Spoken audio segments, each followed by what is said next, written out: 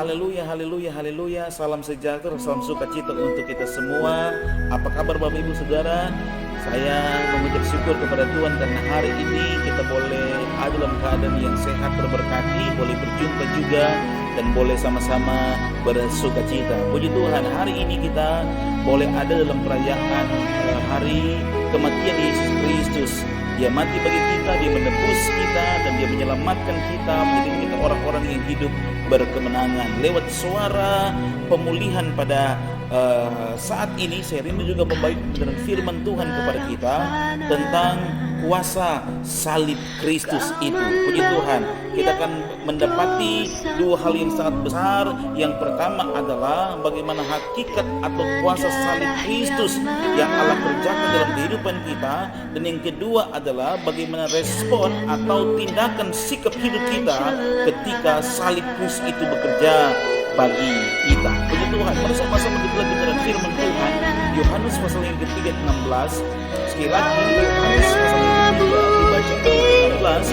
Firman Tuhan berbunyi demikian: karena begitu besar kasih Allah akan dunia ini, sehingga Ia telah mengaruniakan anaknya yang tunggal, supaya setiap orang yang percaya kepadanya tidak binasa, melainkan beroleh hidup yang kekal. Puji Tuhan. Salah satu bukti tentang bagaimana besarnya kasih Allah kepada kita umat manusia adalah salib Kristus. Karena oleh karena salib kita menikmati penebusan dosa, oleh karena salib kita menikmati pendamaian dengan Bapa, oleh karena salib kita menikmati kemenangan, oleh karena salib kita boleh menikmati keselamatan yang sangat luar biasa. Jadi salib adalah pembuktian bagaimana besarnya, luar biasanya kasih Allah kepada kita, dengan tujuan supaya apa? Supaya kita manusia yang dikasihi Tuhan tidak binasa, melainkan kita beroleh hidup yang kekal. Bapak Ibu Saudaraku, Kamus Besar Bahasa Indonesia memberikan arti untuk salib adalah palang kayu menilang tempat Yesus dihukum.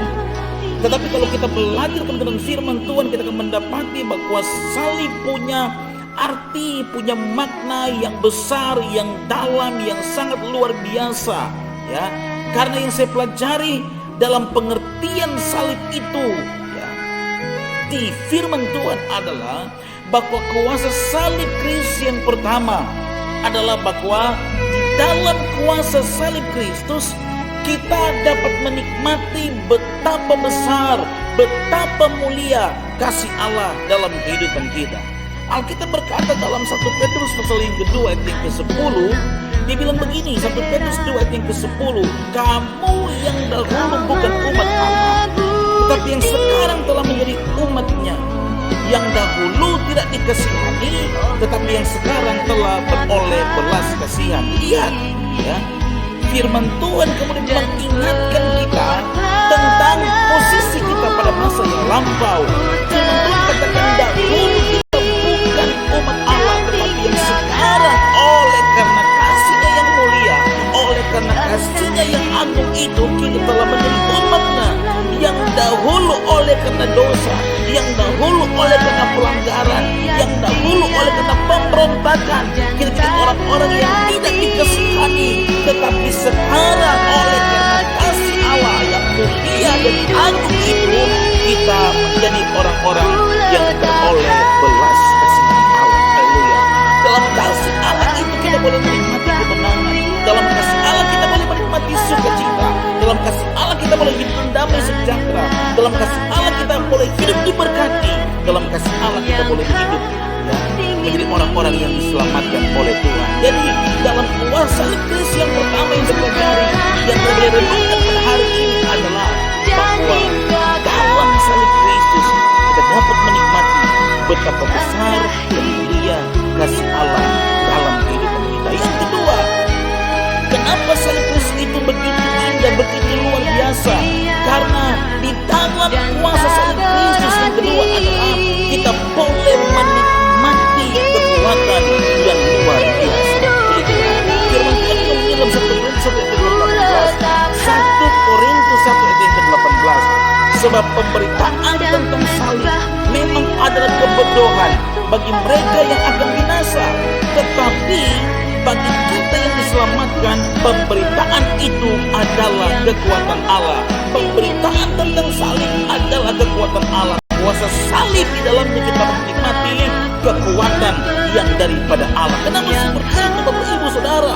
Karena di atas kayu salib Tuhan Yesus telah menanggung semua kelemahan kita. Haleluya. Di atas kayu salib Tuhan Yesus turut serta merasakan dan menyelesaikan semua pergumulan hidup kita. Puji Tuhan.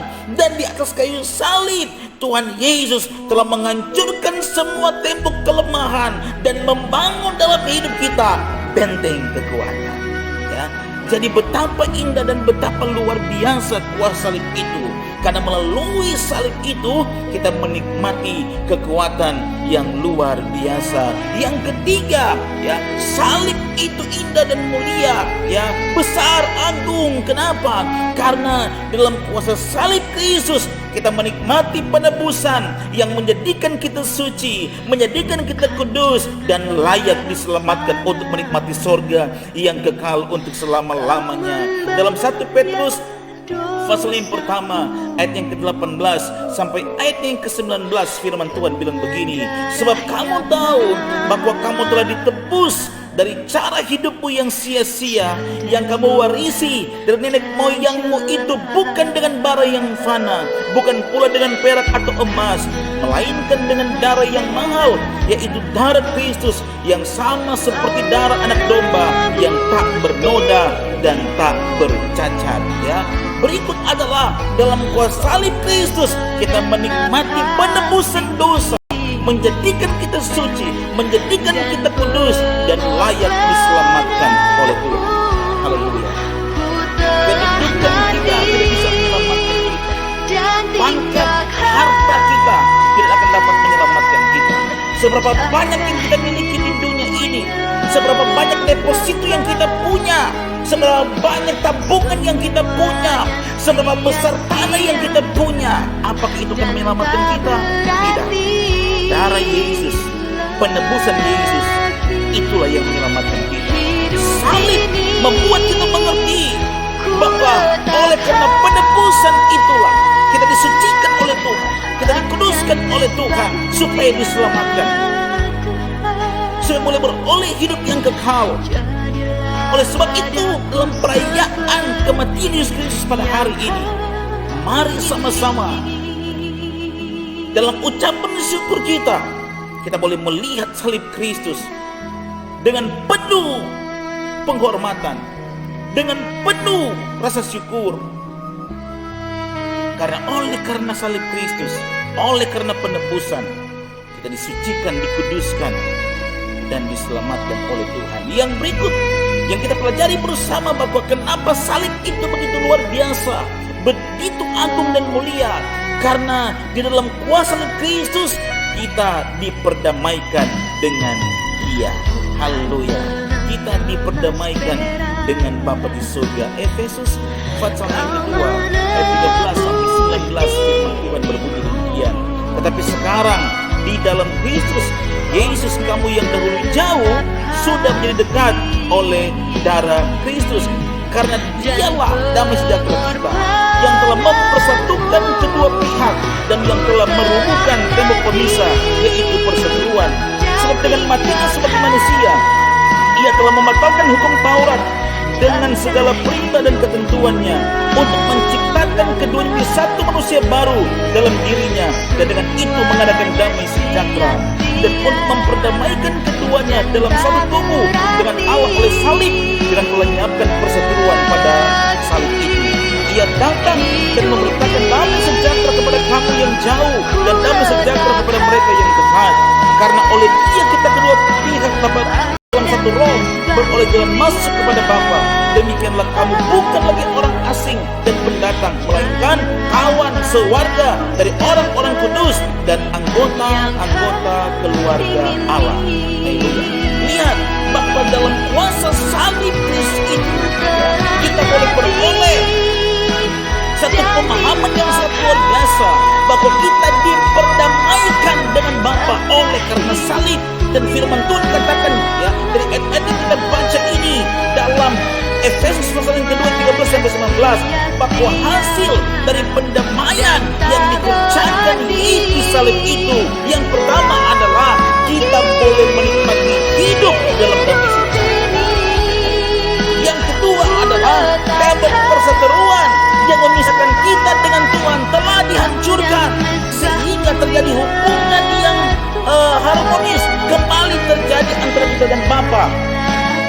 Dan itu membuat ya kita boleh dapat meraih janji-janji Tuhan, perkara-perkara ajaib, mujizat-mujizat dari Tuhan. Kenapa? Karena tembok pemisah itulah dihancurkan. Hubungan kita dengan Bapa baik kembali. Kenapa? Karena terjadi pendamaian oleh karena salib Kristus. Yang berikut adalah hasil dari pendamaian yang Yesus kerjakan ya melalui salib itu adalah memposisikan hidup kita sebagai keluarga Allah. Dan kalau kita hidup sebagai keluarga Allah, yang pertama, Allah perhatikan kita, Allah selalu peduli dengan kita, Allah bela kita, dan Allah selalu bertanggung jawab untuk kita.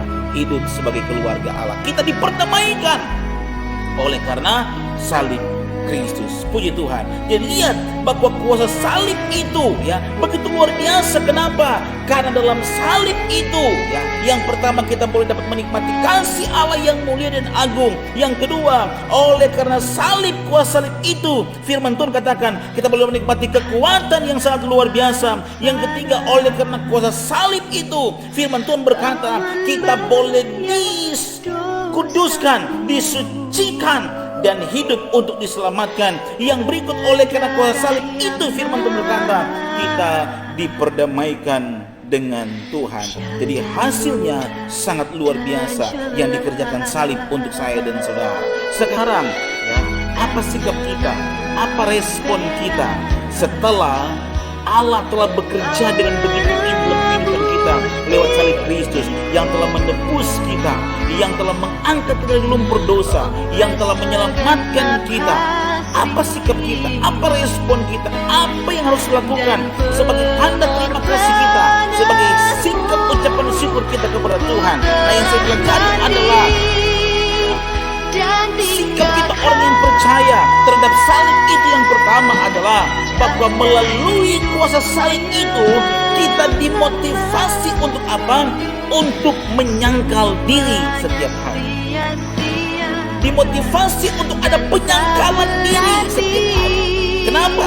Karena manusia terkadang terikat dengan egonya kita, terikat terus dengan cara dan konsep berpikir kita yang terkadang kita rasa itu yang paling benar, walaupun tanpa kita sadari ternyata sudah tidak sesuai dengan cara berpikirnya Tuhan.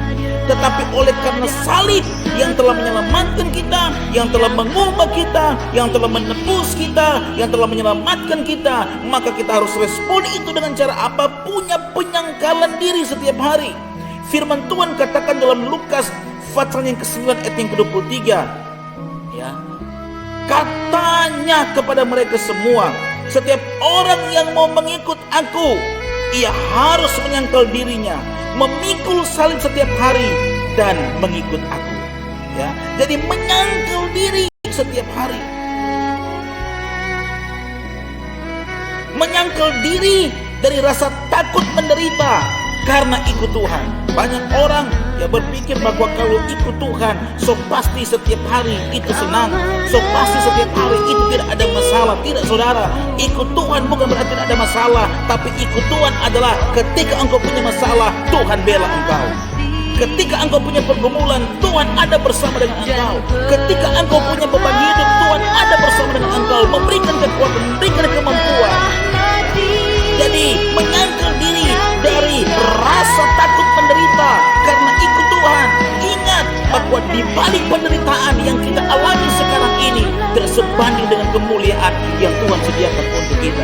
Yang berikut, menyangkal diri dari rasa yang paling hebat, dari rasa yang paling kuat, dari rasa yang paling kaya dari orang lain. Saudara, perhatikan baik ya, tidak ada orang yang hebat di dunia ini, tidak ada orang yang luar biasa di dunia ini. Yang ada adalah orang-orang yang membutuhkan Tuhan, orang-orang yang tidak bisa hidup kalau bukan karena Tuhan. Ini yang harus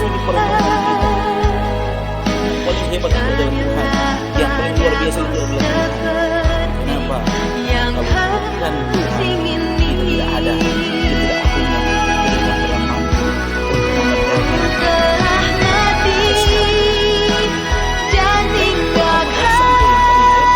Jangan pernah merasa engkau yang paling hebat. Jangan pernah merasa engkau yang paling kaya. Jangan pernah merasa engkau yang paling jago. Tidak. Kita harus katakan Tuhan di atas segala galanya adalah Tuhan. Dan kalau aku ada sampai hari ini cuma karena anugerah Tuhan, cuma karena kemampuan yang Tuhan berikan, cuma karena salib Tuhan di dalam hidupku. Jadi menangkal diri dari rasa yang paling jago, rasa yang paling hebat, rasa yang paling kuat, rasa yang paling kaya. Menangkal diri untuk apa? Punya kerendahan. Aku selalu berkata bahwa kalau aku hidup cuma pertolongan, anugerah dan berkat. Yang berikut adalah menyangkal diri dari sikap yang tidak mau menjadi saksi Kristus bagi sesama. Banyak orang yang menolak untuk menjadi saksi Kristus dengan begitu banyak alasan. Sementara kita punya panggilan. Siapa saja kita, bukan hanya pendeta, bukan hanya gembala sidang, bukan hanya aktivis gereja, tapi siapa saja yang menyatakan diri anak Tuhan, kita punya panggilan yang kudus dalam hidup kita, yaitu menjadi kesaksian. Perlihatkan kepada dunia kesaksian tentang siapa Kristus itu. Perlihatkan kepada dunia kesaksian tentang bagaimana hidup beriman itu, tentang bagaimana Allah mengubah kita untuk boleh menjadi teladan bagi sesama kita. Hidup harus jadi saksi, menjadi berkat selama kita bergerak, selama kita masih bisa bernafas. Hiduplah untuk menjadi berkat. Dalam perkataan kita, dalam pikiran kita, dalam sikap perbuatan karakter kita setiap hari, jadilah berkat, jangan jadi batu sandungan. Supaya apa? Supaya kehidupan kita tambah hari tambah menyenangkan Tuhan. Menyangkal diri bahwa saya ini memang terpanggil untuk menjadi kesaksian. Engkau mungkin berkata bahwa saya tidak mampu untuk berkhotbah, saya tidak punya kesanggupan, kecakapan, fasilitas untuk berdiri di mimbar dan menyampaikan khotbah firman Tuhan. Tapi dalam pergaulanmu engkau boleh menjadi kesaksian. Lewat tutur katamu engkau boleh menjadi kesaksian. Lewat caramu berpikir bersikap engkau boleh menjadi kesaksian. Dan saya percaya bahwa khotbah yang paling baik itu adalah keteladanan yang ditunjukkan kepada orang-orang dunia. Jadi siapapun kita, kalau kita menyatakan diri anak Tuhan, kita harus menjadi saksi dimanapun kita pergi dan kita ada. Jadi kuasa salib itu memotivasi kita untuk apa? Untuk menyangkal diri setiap hari, sehingga semakin berbenah, semakin menyenangkan Tuhan. Yang berikut adalah bahwa kuasa salib itu memampukan kita untuk apa? Untuk bersikap meninggalkan hidup yang lama. Ini respon kita, ini sikap kita, ini tindakan kita terhadap salib itu. Salib telah mengubah kita, salib telah menebus kita. Kuasa salib itu telah mengangkat kita dari lumpur dosa. Maka mari tinggalkan hidup yang lama. Kalau yang lalu kita jadi hamba dosa, sekarang kita harus menjadi hamba Tuhan, jadi hamba kebenaran. Kalau dulu kehidupan itu berkecimpung dengan dosa, dengan begitu banyak model, dengan begitu banyak gaya hidup duniawi. Tapi sekarang orang-orang yang meresponi salib Kristus, tinggalkan hidupmu yang lama, tinggalkan karaktermu yang lama. Kalau dulu engkau menjadi hamba dosa, sekarang katakan aku mau menjadi hamba kebenaran, menjadi hamba Kristus. Firman Tuhan begitu dalam Roma pasal yang ke-6 ayat yang ke-6 sampai 12. Karena kita tahu bahwa manusia lama kita telah turut disalibkan supaya tubuh dosa kita hilang kuasanya, agar jangan kita menghambakan diri lagi kepada dosa. Sebab siapa yang telah mati, ia telah bebas dari dosa. Jadi jika kita telah mati dengan Kristus, kita percaya bahwa kita akan hidup juga dengan Dia. Karena kita tahu bahwa Kristus sesudah Ia bangkit dari antara orang mati, tidak mati lagi. Maut tidak berkuasa lagi atas Dia. Dia. Sebab kematiannya adalah kematian terhadap dosa, satu kali untuk selama-lamanya, dan kehidupannya adalah kehidupan bagi Allah. Demikian hendaknya kamu memandangnya. Ini respon kita, bahwa kita telah mati bagi dosa, tapi kita hidup bagi Allah dalam Kristus Yesus. Sebab itu hendaklah dosa jangan berkuasa lagi dalam tubuhmu yang fana, supaya kamu jangan lagi menuruti keinginannya. Jangan lagi menjadi hamba dosa. Move on, melangkah maju sebagai orang-orang yang telah dimerdekakan. Orang yang melangkah maju meninggalkan hidup yang lama, itu move on. Tapi orang yang sudah ditebus tapi kembali kepada hidup yang lama, itu blow on.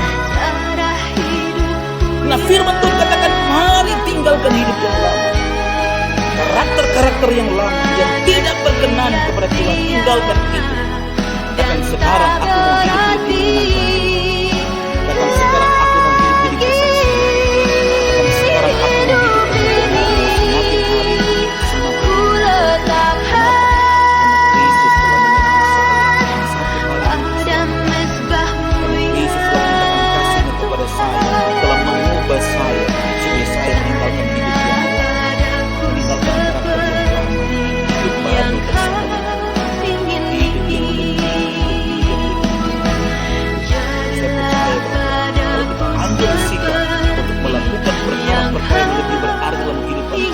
perkara-perkara yang lebih menyenangkan Tuhan, maka pemulihan pasti terjadi. Kita tidak mungkin dapat menikmati pemulihan kalau kita masih pakai tubuh yang lama, kita masih pakai karakter yang lama, kita masih pakai sifat yang lama, kita masih pakai kelakuan-kelakuan yang lama. Kalau kita rindu dipulihkan, kita harus berbenah, kita harus buka diri untuk diubah oleh Tuhan dan hidup dalam karakter yang baru, hidup sikap yang baru, yang tambah hari, tambah menyenangkan Tuhan, menyenangkan sesama, dan kehidupan kita menjadi berkat, boleh menikmati keselamatan yang luar biasa daripada Tuhan. Lewat hari atau perayaan kematian Yesus Kristus, kita boleh belajar bahwa salib itu telah mengubah saya, salib telah menebus saya, salib telah menyelamatkan saya. Jangan pernah sia-siakan pengorbanan Yesus. Hargai itu, kagumi itu, hormati itu, syukuri itu. Dengan cara apa? Kita mau menjadi kesaksian dan tidak lagi hidup sebagai hamba dosa. Tuhan Yesus memberkati kita semua. Mari kita berdoa. Bapa di sorga yang mengucap syukur kepadamu karena Engkau telah menyelamatkan kami. Lewat karya Yesus Tuhan yang telah mati bagi kami boleh menikmati penebusan dosa, diperdamaikan dengan Tuhan, disucikan, dikuduskan. Dengan percaya kami adalah orang-orang yang diselamatkan oleh Tuhan. Ajari kami ya Roh Kudus, mampukan kami untuk melangkah jadi orang-orang yang boleh menjadi saksi dimanapun kami tidak berada, jadi teladan dalam perkataan kami, dalam perbuatan kami, dalam sikap kami, yang boleh menjadi kesaksian. Ajari kami dan kuatkan kami supaya dapat meninggalkan kehidupan kami yang lama, bukan lagi menjadi hamba dosa, tapi sekarang menjadi hamba kebenaran, hamba Tuhan yang menghidup tambah hari tambah menyenangkan. Dipulihkan kami semua, diselamatkan kami semua, supaya kita bisa beralaman di bagian kami semua. Dalam berkat nama Tuhan Yesus, kami syukur semua. Haleluya. Amin. Puji Tuhan. Tuhan Yesus memberkati kita semua, dan kita akan jumpa lagi lain kesempatan dalam program Suara Pemulihan. Salam sejahtera.